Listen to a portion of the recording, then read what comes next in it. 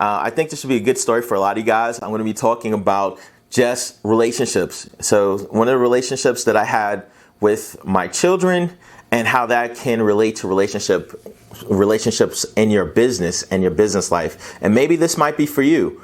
Before I jump into it, if you have the opportunity, please go ahead and do the thing to like and to subscribe to this particular channel.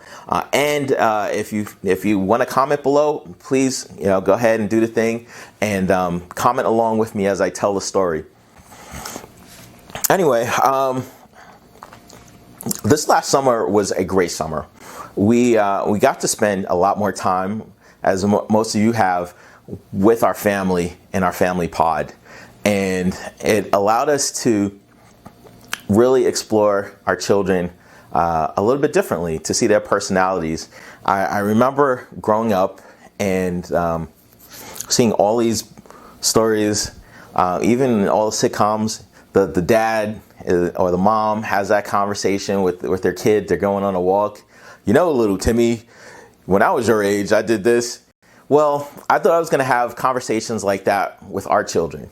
And as it turns out, I had conversations with them, but it had to be on their terms. So taking this a couple of steps back, I remember getting married way back in 2000 something, early 2000s, and we went to a relationship counselor. And that's the thing that you did before you get married. You go to a relationship counselor and they give you this book. One of the books that we had was the 5 Love Languages. But essentially what the premise of the book is that everybody likes to communicate differently. And they like to receive and send accolades a little bit differently. And fast forward to today. So as our children are getting older, I have a lot of information that I want to impart to them. But I can't just give it to them directly how I communicate. I can't just say, hey, you know what, number one? You know what, number two?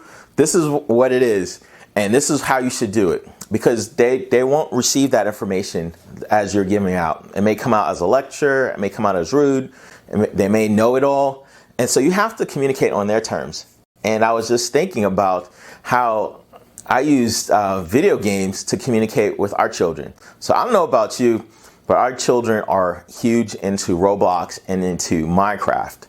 And our 8-year-old daughter, she's like, I'm probably going to be getting IT advice from her one day. Same thing with the sons, but she's like all in. And I'm saying to myself, how am I going to communicate some of these life things and these life lessons to her in person if she's too young to sit up and to understand how I'm going to communicate it to her. Anyway, I'm like, let me jump down to her on her level. Let me see what's going on in Minecraft. So we started a Minecraft world, and Minecraft is a game that it's $1 billion game, by the way, purchased by Microsoft. Plug Microsoft. That allows the player to build stuff. They build whatever they want to build. They want to build a house, they want to build a mansion, they want to dig a hole in the ground, they want to mine for diamonds. It's really a cool game that teaches some basic engineering principles and life principles in general, from my perspective. Anyway, she was playing the game. I'm like, let's play a game together. And we built our world. And in terms of like strategies and things like that, there are different strategies in the game. My base strategy is to build a foundation and then go explore from the foundation from that part. So basically you build a house and you stuff all your stuff that you have in the house, kind of like we are today in our society. And I'm like, I want to show her that there's another way to live. And let's try something different. Let's just only get to the necessities that we need.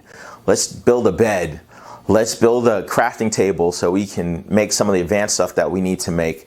Let's build a furnace so we can cook the food, and let's build a fireplace and some other, and let's get some tools, so maybe some weapons or some mining tools. And that's it. We'll take that stuff, and then we'll just go. We'll just go out there and see what there is to see and not worry about that starting place that we have. So that way it'll allow us to explore more of what the virtual world had to offer, instead of just living in that immediate area and then when nighttime came, running back in.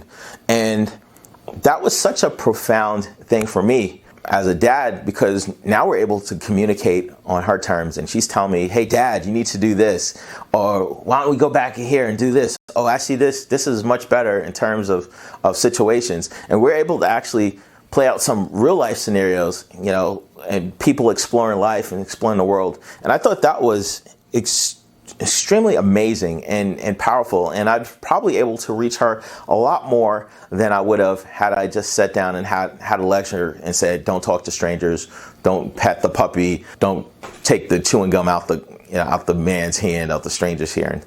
And you know, you take that and you kind of correlate that to your customers and your business. So your customers, you may have an amazing product. Any customer that's in your ideal business space, if they touch your product and they use it for a little bit, their business turns to gold. It's like the goose that lays the golden egg, so to say. However, if you're not communicating to them how they communicate or how they can receive or their love language, then the same thing can occur. They may shut you out. So you have to pay attention to how your customers are receiving and giving accolades and praise. So in that scenario, it may be like you give a webinar. It may be in a situation where you write a blog post, because some people inherently like to read. They like to highlight stuff. It may be in a situation like this where you make a video and you communicate with people visually. There's so many different ways that customers communicate. So just because the customers aren't necessarily biting on one platform or one style of communication, it doesn't necessarily mean that they're not going to bite or they're not going to follow you. It just may mean that you may need to try something a little bit different. Anyway, I'd love to hear your thoughts on the topic. My name is Everett Ferguson. And don't forget to do the thing to like and subscribe and to comment below. All right, guys, I'll see you all next video.